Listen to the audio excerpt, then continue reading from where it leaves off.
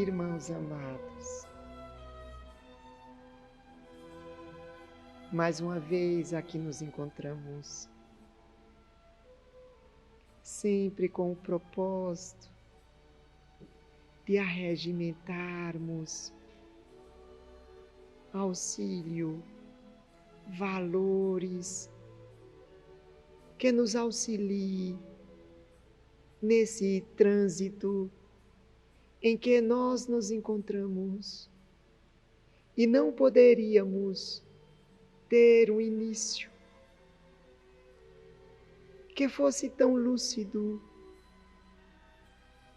como a expressão do Cristo está no Evangelho de Mateus, no capítulo 5, quando ele assevera: e vendo as multidões, subiu ao monte. Ou ainda, em outras traduções, e vendo a turba, subiu ao monte. É claro, meus queridos irmãos, que por vezes nós fazemos uma leitura e não conseguimos fazer a conexão com os nossos dias. Olha como nós poderemos mudar e entender tal cenário onde nós nos encontramos inseridos. A turba, a multidão, as aglomerações nos levam, nos envolvem e nós somos puxados, agregados e somos conduzidos. E sequer nos permitimos identificar para onde estamos sendo levados. Ali Jesus nos diz a condição de iceberg, que é como se transformam os seus ensinos. Que há uma necessidade em contato com as massas, de nos elevarmos, de nos acendermos ou nos conectarmos com os valores do alto. Se estivéssemos na continuidade de tais citações, nós entenderíamos que logo após este convite, o Cristo inicia as bem-aventuranças. Para que nós não nos permitíssemos ser envolvidos de tal forma que nos esquecêssemos do propósito de aqui nos encontrarmos. E olha, queridos irmãos, com o advento do conhecimento espiritista, nós temos as respostas para essas perguntas ontológicas. E temos conhecimento dos óbices. Por exemplo, o corpo físico. Ele, então, obnubila o espírito.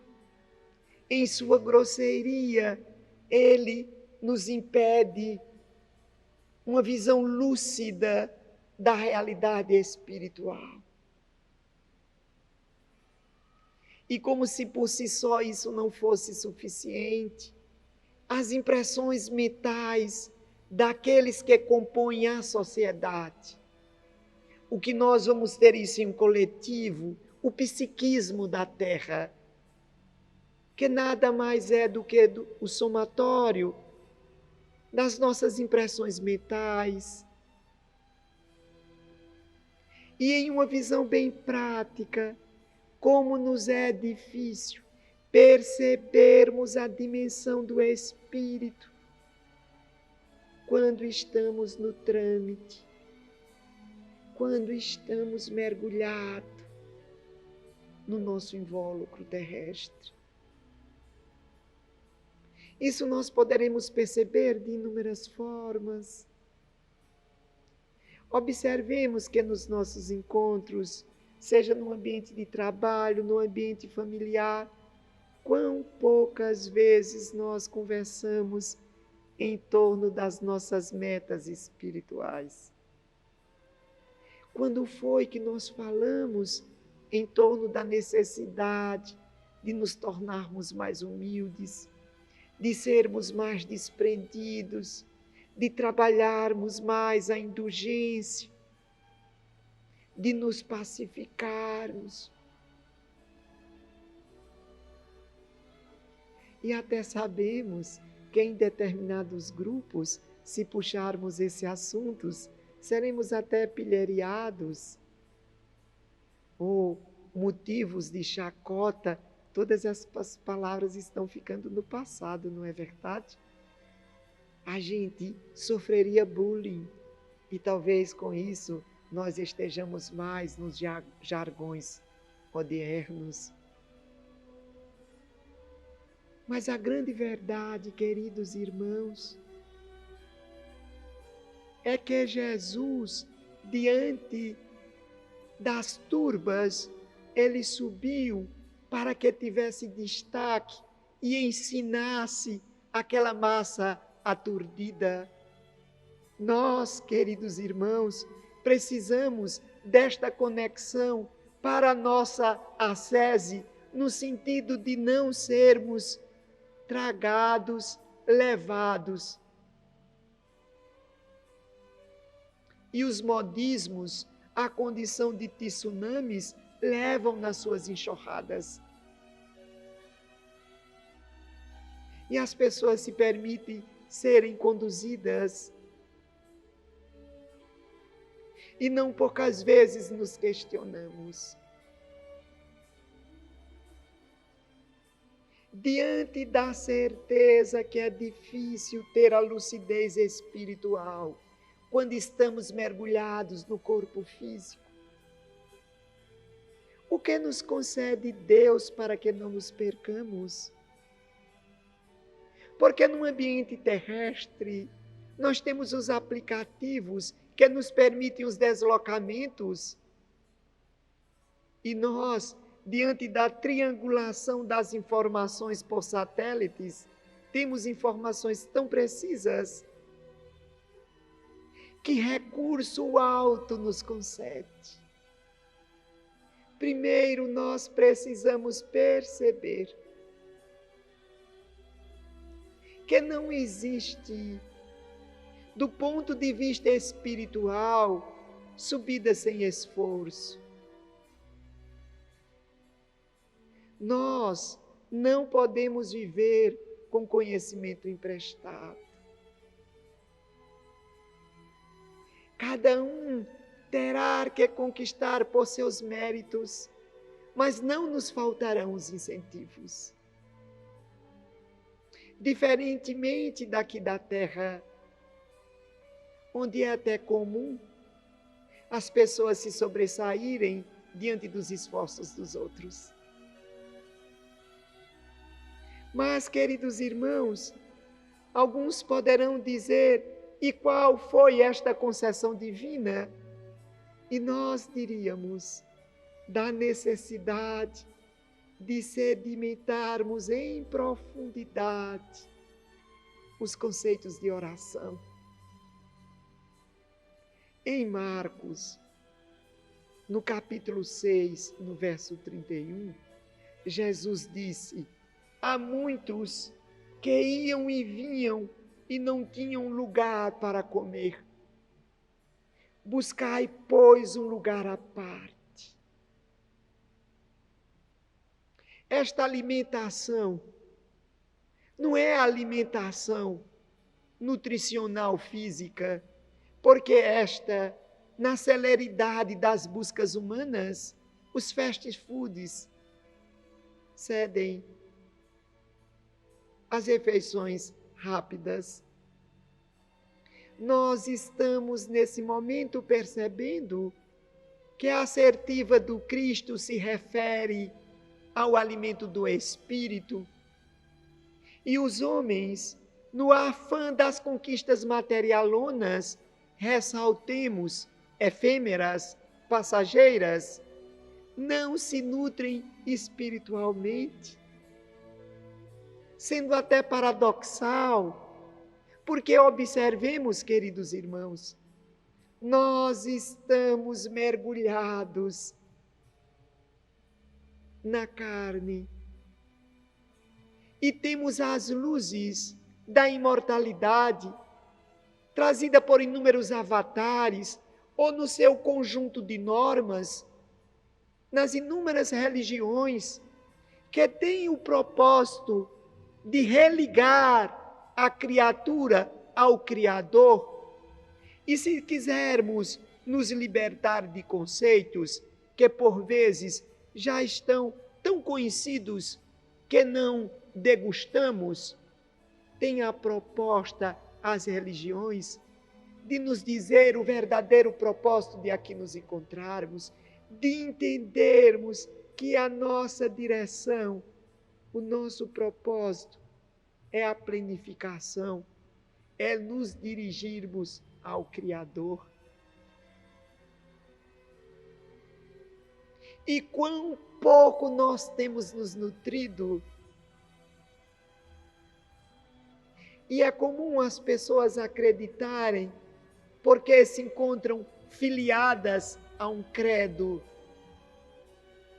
As religiões, elas se tornam, em sua proposta, um conjunto de conceitos, de crenças, onde nós nos filiamos.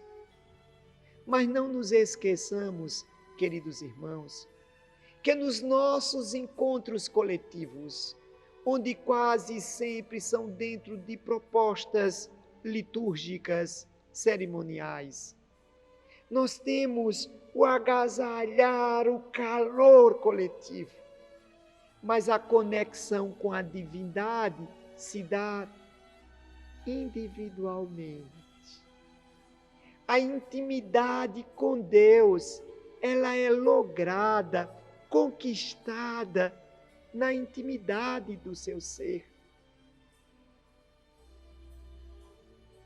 E nós vamos nos deparar com Jesus. E Jesus, queridos irmãos, Ele nos fala e nos amplifica e vivencia a conexão com o Pai. E Ele diz assim, em Mateus, no capítulo 6, a partir do verso 5. Quando orardes, não façais como os hipócritas, que oram em pé à frente nas sinagogas, para que todos percebam a sua teatralização. Quando orar depois, entrai em vosso quarto e fechai as portas, para que Deus, vosso Pai, saiba o que se processa no seu íntimo. Orar é comunicar-se com o Criador. E o Cristo prossegue, para que nós não preenchamos, perdoe-nos, esta conexão somente com palavras em petitórios repetitivos. Porque nos permitamos as palavras, elas tentam expressar os sentimentos, mas quase nunca elas são plenas. Até mesmo para nós, que temos a oportunidade deste idioma tão rico em sinônimos, em palavras, que é o português. Ainda assim, nós não conseguimos expressar os sentimentos mais profundos. É por isso, queridos irmãos, que precisamos degustar o que vem a ser oração. Nós, espíritas, costumamos asseverar, antes de iniciarmos as rogativas, elevemos o nosso pensamento a Deus. Se observássemos tais colocações, já entenderíamos. A proposta é para que nós acendamos e não para que nós busquemos Deus para nos atender. Em um outro formato, a proposta é para que nós atendamos a Deus e não para que Deus nos atenda. Se nós entendermos e começarmos a mergulharmos em tal proposta, entenderemos que os ensinos do Cristo é para que nós os sigamos, mas nós queremos que Jesus saia do seu roteiro e nos siga. Jesus diz: vinde a mim, levanta-te e segue-me, jogue as tuas capas e busque-me. Retire as escamas dos olhos e percebas.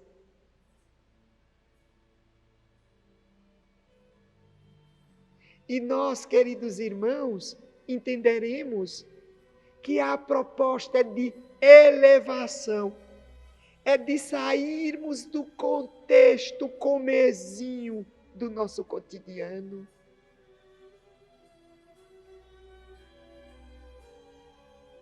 Observemos que se estivéssemos seguindo a linha de raciocínio do Cristo em Mateus no capítulo 6, ele dando continuidade diz: quando orardes, façais assim: Pai nosso que estais nos céus. Só essa introdução já é motivo de reflexão profunda. Se é um Pai para todos, somos todos irmãos. E Deus então é equânime. E que seja feita a vontade de Deus e não a nossa, nos céus e na terra. E a responsabilidade de fazermos viger os valores dos céus na terra é nossa. Mas até mesmo o Pai Nosso não pode ser mecanizado. As orações, elas têm que partir dos sentimentos e não do intelecto. Por isso que é contabilizado, não é a sua composição em palavras que sai do cotidiano, nem a quantidade de palavras, é o que nós expressamos em sentimentos.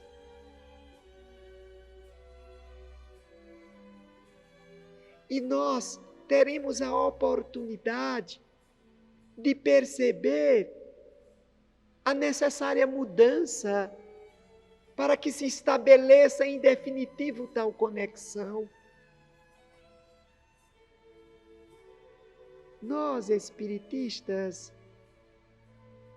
desenvolvemos o hábito, o bom hábito, de antes de todo e qualquer trabalho, fazermos uma prece. E antes da prece, elevarmos o nosso pensamento, para não mecanizarmos as tarefas, para entendermos, seja uma tarefa em sua simplicidade, mas que estejamos à condição da expressão de Deus, e Deus é amor. E nós nos relacionamos com tão poucos sentimentos no nosso cotidiano. E se o que estamos dizendo parece banal, percebamos, queridos irmãos, que há pessoas que pedem uma prece forte, que diz que determinada prece tem poder. A prece despida de sentimentos nada mais é do que a junção de palavras a expressar um pensamento. E nós poderemos dizer, eu te amo, sem que isso emane o sentimento que as palavras estão dizendo.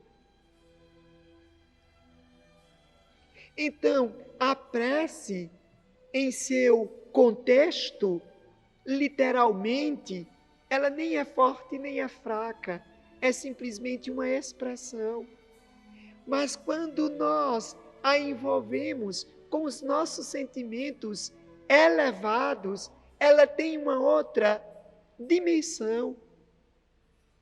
E para isso, queridos irmãos, nós poderíamos jungir dois tipos de conhecimento.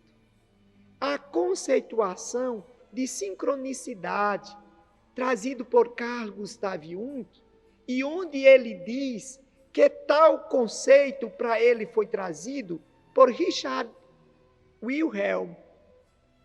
E Richard Wilhelm foi este sinólogo que mergulhou no conhecimento da religião oriental chinesa e nos trouxe com tanta profundidade o pensamento de Lao Tse.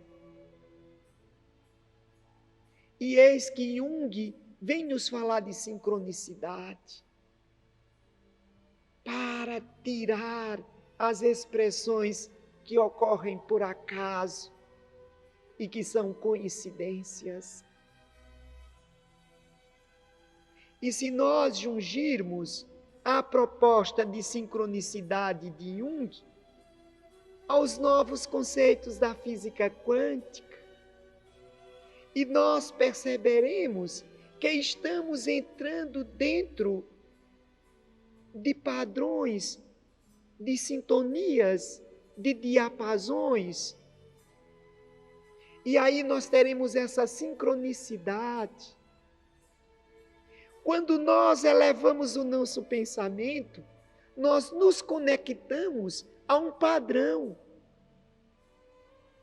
Então, as nossas emanações mentais, elas preenchem e elas alimentam o psiquismo da Terra. E no ambiente da Terra, nós teremos o conteúdo de elevação, mas teremos o conteúdo que falam das emanações de ódio, de rancor, de satisfação sensorial. E isso nos leva a compreender a expressão do Cristo: orai e vigiai. Vigiemos os nossos pensamentos, porque se a física quântica mergulha na pesquisa de que o pensamento tem um peso, tem um corpúsculo, tem uma conexão, e esta conexão é precisa, com quem temos nos conectado? Onde nós passamos a maior parte do tempo?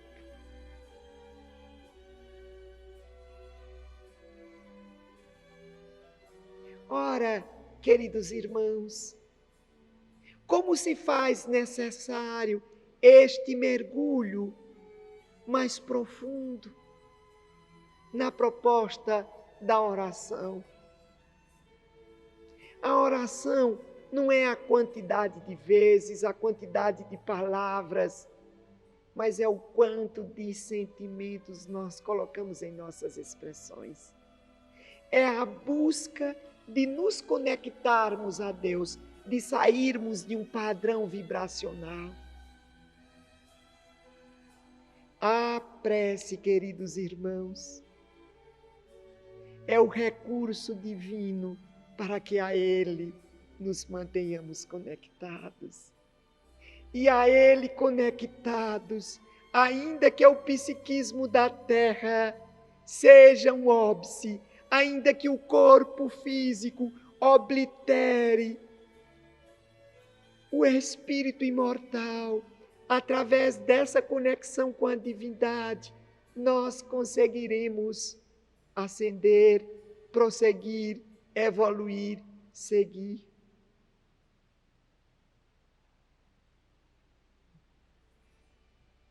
É claro que quando nós falamos de orações, orações existem que, em síntese, falam em profundidade desta conexão. Mas se nós simplesmente mecanizamos tal citação, ela não tem o alcance. Nos permitamos lembrar de uma citação de Tiago, em sua epístola no capítulo 5, quando ele diz: a prece do homem justo tem mais efeito. Porque há veracidade, tem raízes, tem profundidade. E esses que se relacionam com Deus, eles sempre iniciam uma prece evidenciando a grandiosidade divina ou as suas limitações. Porque quanto mais nos aproximamos da luz, mais percebemos a taxa de sombra que ainda carregamos, alentamos.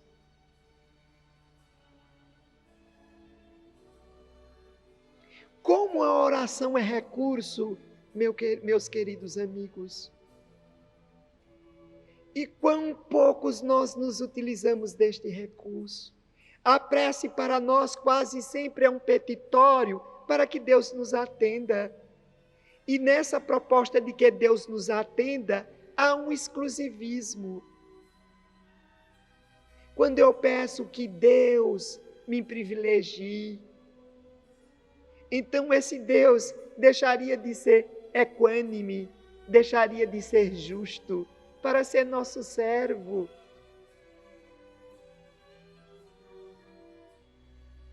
Como eu tenho que refletir? E no mundo prático, é muito comum as pessoas não terem tempo para orar. Então, como eu me desloco sem essa conexão? Sem este recurso divino para que eu não me perca? Vocês já identificaram que quando estamos com raiva não conseguimos orar? Porque não conseguimos a elevação.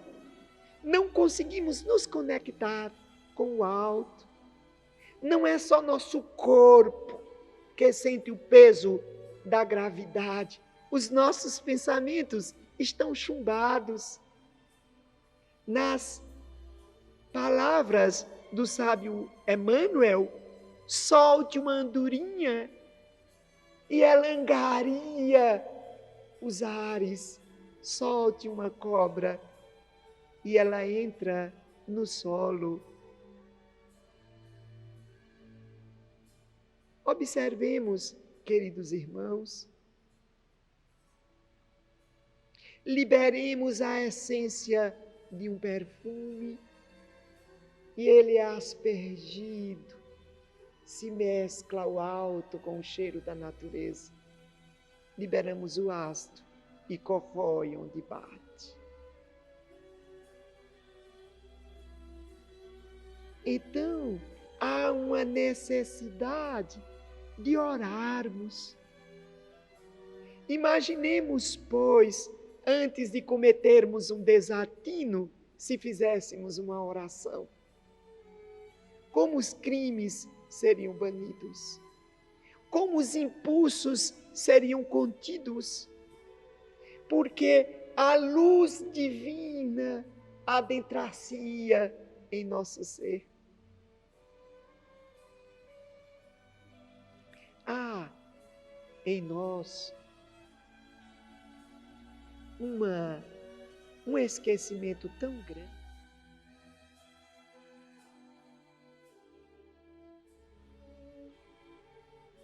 e que muitas vezes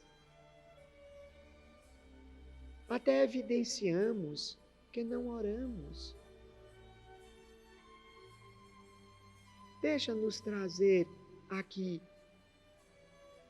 um esclarecimento. Por exemplo, se nós tivermos pequenos ciclos a elucidar os grandes ciclos, ou seja, visão micro e visão macro. Se um dia fosse uma existência terrena e uma noite o intervalo que nós conhecemos por morte. Porque há aqueles que dizem que dormir é o exercício de morrer. E não são poucas vezes que durante o sono nós temos pesadelos. Primeiro, porque nós não nos preparamos para o repouso. Vamos para o repouso envolvidos com as preocupações, não conseguimos digerir, equacionar, não nos preparamos para dormir. E porque no teor que nós estamos nos deslocando, nós nos conectamos com as esferas espirituais de forma muito mais célere, porque não temos o corpo físico que termina sendo refúgio e somos levados para ambientes de sofrimento. E porque não temos o hábito de nos conectarmos com o alto, nós queremos a fuga através do corpo físico. E sequer nos damos conta que estamos em um outro corpo. Aqui a doutrina espírita chama perispírito, o corpo espiritual. E o que é que a gente faz? A gente está diante de um ambiente de angústia, em um pesadelo, em um ambiente sombrio, e a gente quer correr, mas a gente não se mexe, quer gritar e o grito não sai. É simples, porque nós queremos essas expressões no ambiente físico e não estamos no ambiente físico. Ou uma outra situação é que a gente quer fugir deste ambiente sombrio e a gente caminha, anda, corre e não sai. Não consegue sair, porque a saída não é horizontal, a saída é vertical. E nós poderíamos dizer, em testemunho, quão difícil é fazer uma prece quando estamos em um pesadelo. O quão difícil. Que cada um busque essa experiência, porque quase todos nós, se não a totalidade, já vivenciamos experiências de pesadelo. E quão difícil é, sequer pensamos em fazer uma prece. Mas o que há de mais nisso? Nas nossas dificuldades do cotidiano, quão raramente nós fazemos uma oração? Nós buscamos as nossas soluções práticas e não nos lembramos de orar, de pedir a luz do alto para que a solução seja uma emanação de Deus em nós. Para que isso fique contextualizado, o Nosso Lar, o livro Nosso Lar, nós vamos encontrar André Luiz, 8 anos no umbral. Só depois de 8 anos, num ambiente sombrio, se alimentando, num ambiente de charco, de raízes, de bebendo água pantanosa, é que ele se lembra de rogar, de fazer uma conexão com Deus. Somente aí ele vai reconhecer que caminhava com empáfia, que era arrogante. E quando ele se vê diminuto, a pedir a proteção a Deus e reconhecer Deus, Pai, é que ele percebe o auxílio do irmão Clarencio. Mais adiante, em diálogo com Lísias, ele toma conhecimento que Lísias sempre esteve ali, só que ele não percebia, no sentido de estar ao alcance, não que Lísias ficasse sempre com ele no umbral.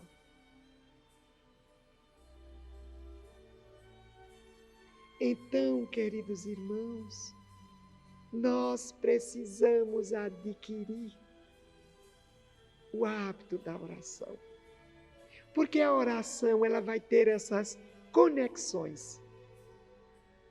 E ela pode se dividir grosseiramente em uma forma passiva e uma forma ativa. A forma passiva, no momento que eu rogo a Deus a luz para elucidar nos arcanos do meu ser e diluir a sombra que me personifica.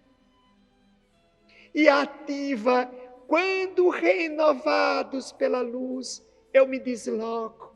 Só que desta feita, eu não me desloco para que a minha vontade prepondere.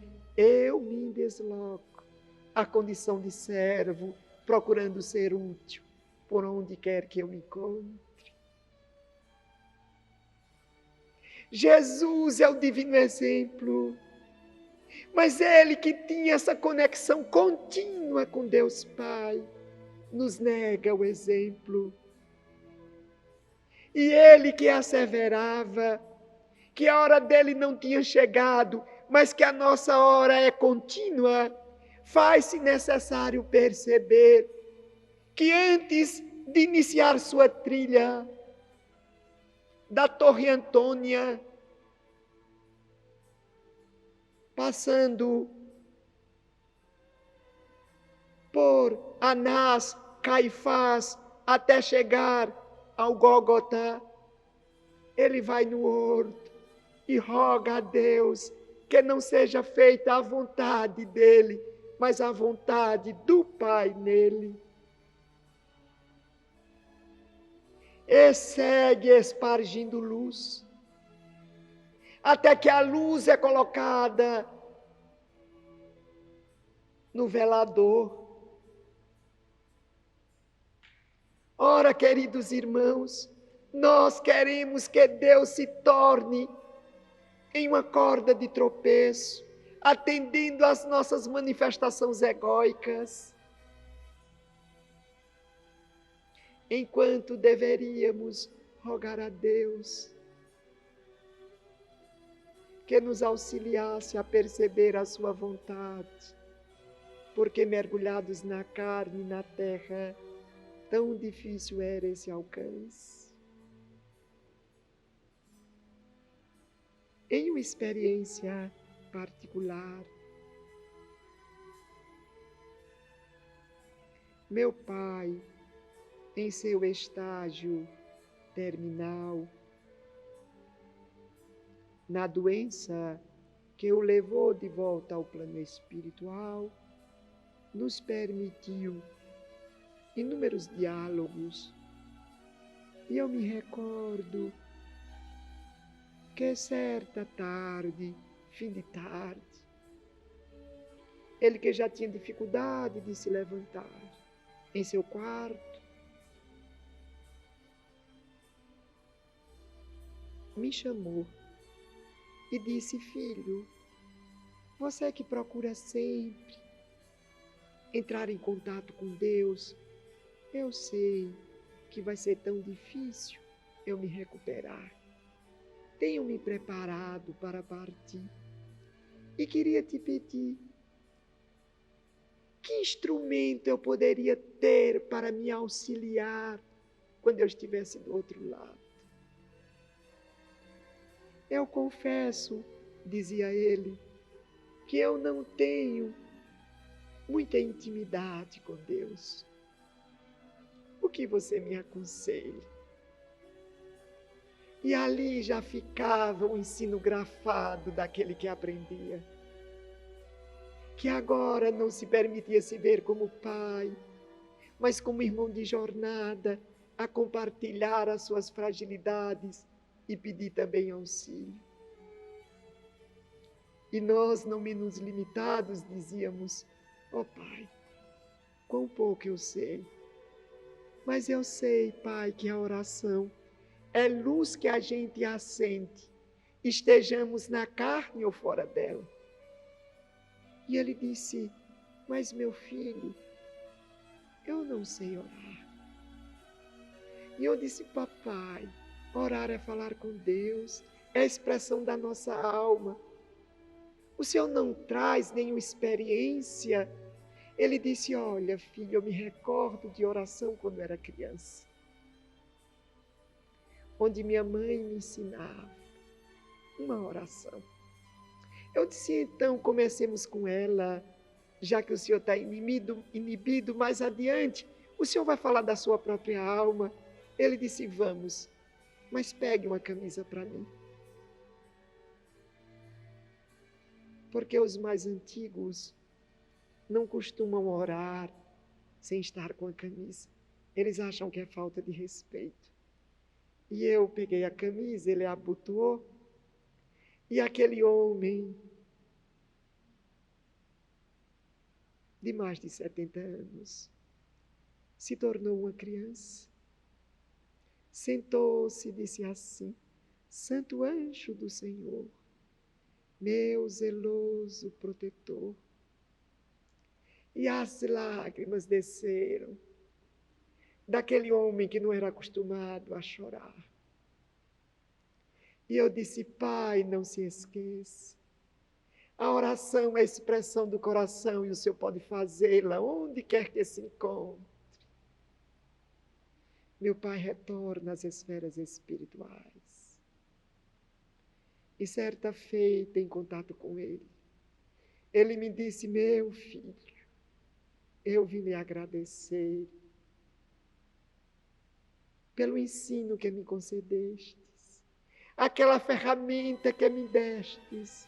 Não poucas vezes me vi em regiões ermas, em situações difíceis, e buscava a conexão com Deus, e naqueles instantes espremidos pela angústia, as palavras brotavam, e eu sempre iniciava: Pai, perdoe, porque não te busquei, mas aceito os meus rogos que são verdadeiros. Irmãos queridos, os vendavais, os modismos, a celeridade, o imediatismo não têm nos permitido observar em profundidade o que significa a carne e os óbices que ela apresenta para conquistarmos a imortalidade. A oração é o recurso divino, onde nós nos conectamos com Deus e as emanações são tão precisas, de maneiras que não existe rogativa que não seja agasalhada no coração do Pai amantíssimo. E Ele sempre responde aos nossos rogos, não no que nós pedimos, mas sempre dentro do que nos é necessário. Então, queridos irmãos, na certeza de que esta conexão sempre é possível, não procrastinemos, iniciemos hoje o nosso relacionamento mais profundo com Deus. Talvez iniciemos pela expressão das palavras, para que amanhã todas as nossas ações seja a expressão divina na carne, em uma sociedade tão necessitada da presença de Deus. Que esta divina certeza tome conta de todos nós, Muita paz.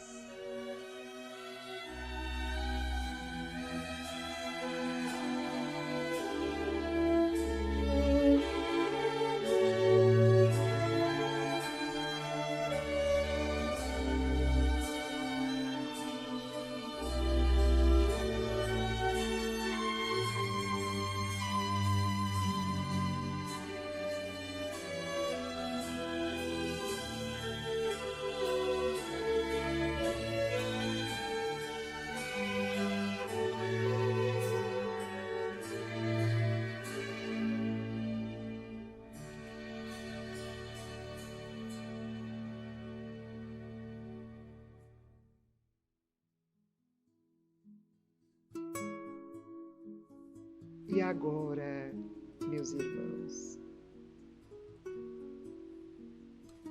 vamos buscar essa conexão para que percebamos as emanações do Pai, a que nós chamamos de paz.